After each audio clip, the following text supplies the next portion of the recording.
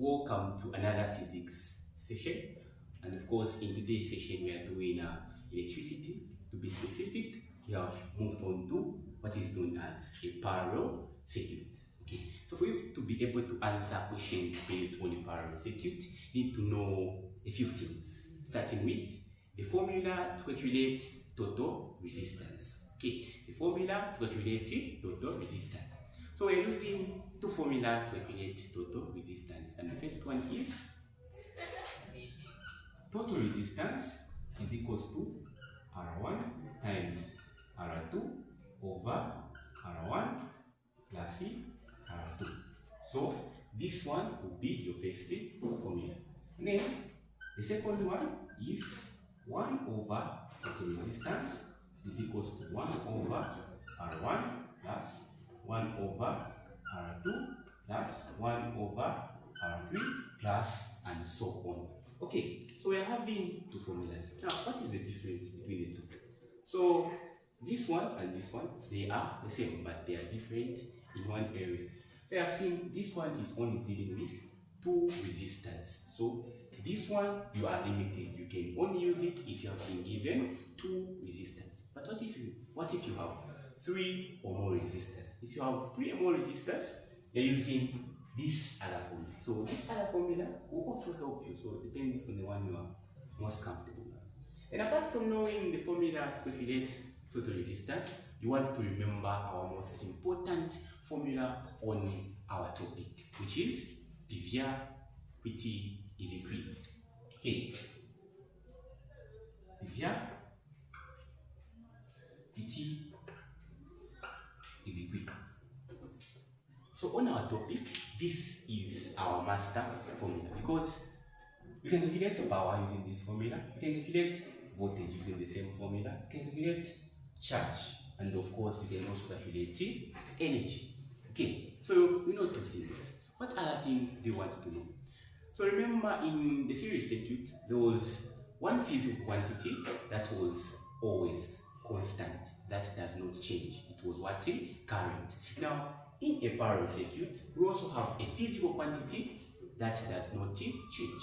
What physical quantity is that? Of course, we are talking of voltage. So voltage in a parallel circuit is equal on all resistors. What do we mean? So for example, in our question, we have a 10-volt battery, and we have two resistors. If they asked us to find the voltage here, we are going to say it is 10.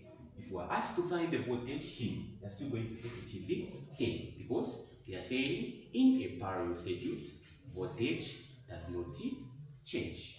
Okay, so now knowing those three important things, now we are ready to answer the questions that we have. Okay, so this is a 2024 paper 1 internal exam standard question, and it reads: the figure below shows a circuit with two resistors in parallel connected to a 10 volts battery. Okay, we have our battery here and we have our two resistors. Okay, so the first question reads: what is the effective resistance offered in the circuit? What is the effective resistance offered in the circuit? So an interesting question carrying 2 marks. What do? You are told to calculate the effective resistance. What does the word effective mean? So effective will mean the resistance that is being applied in this circuit. In simpler terms, we can say the total resistance. So remember, we started with what? The formulas used to calculate total resistance. So we are going to check how many resistors do you have? Yes, you have 2 resistors. So it is going to be very simple. We are going to say total resistance is equals to R1 times R2 over R1 plus R2. Okay, we are going to say total resistance is equals to, so we have 2 resistors. You can name this as your resistor 1 and you can name this as resistor number 2.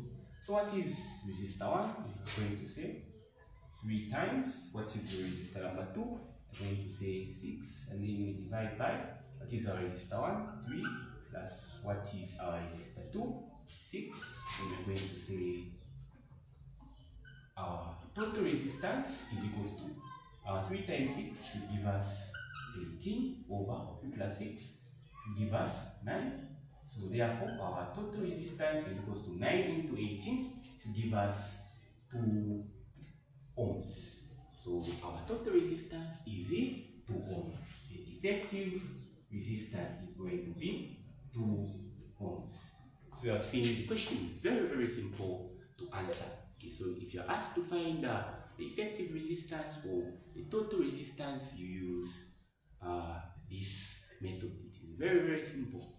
Okay, moving on to our second question, we have calculate the current flowing from the battery.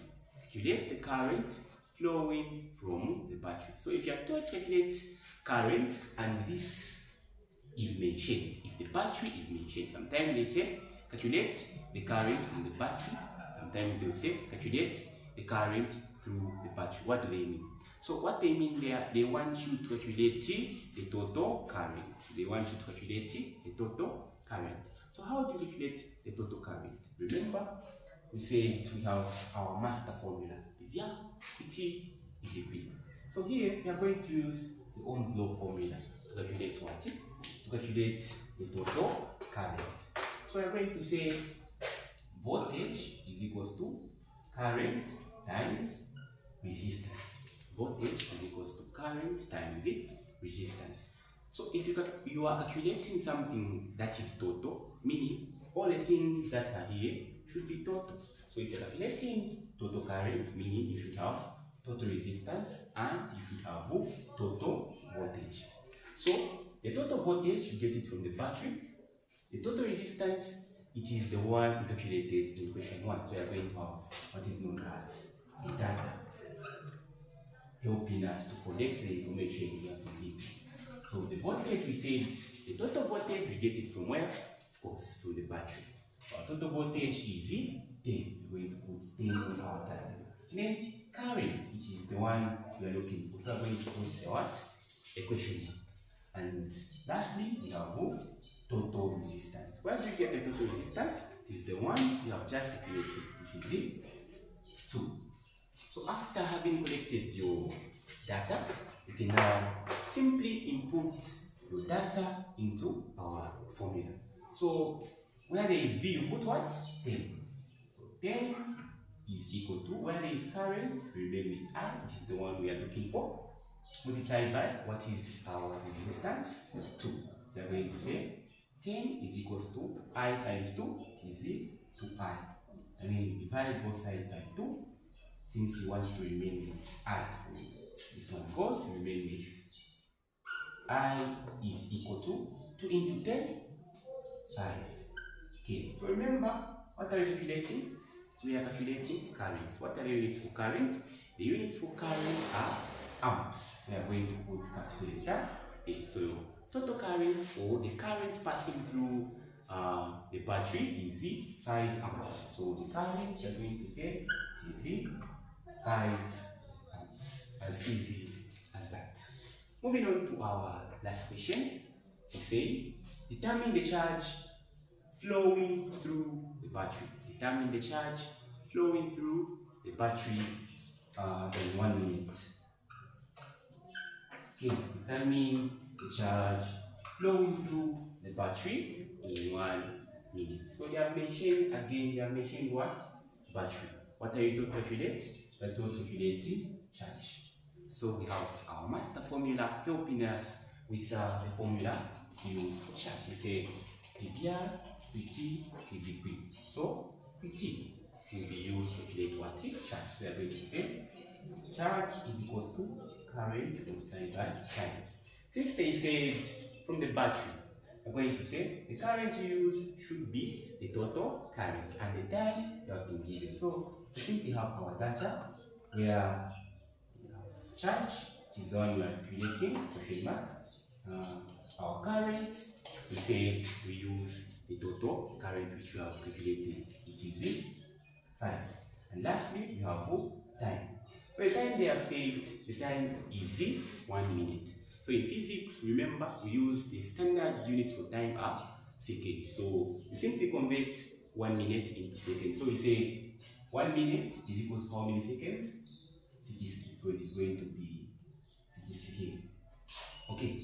So now you have your data. Just going to fill in into the formula the numbers. So where there is charge, remain with charge is equal to what is our current? Our current is 5 multiplied by what is our time? Our time is 60. So our charge is going to be, so in the case of not having a calculator, you can just simply say 6 multiplied by 5. We know that gives us 30. Then we had the 0 here, so it is 300. So our charge is equal to 300 coulombs. So that's how we calculate charge. So we're saying our charge is 300 coulombs. Okay. So thank you for having enjoyed this session. This was Waseda Academy. So yeah.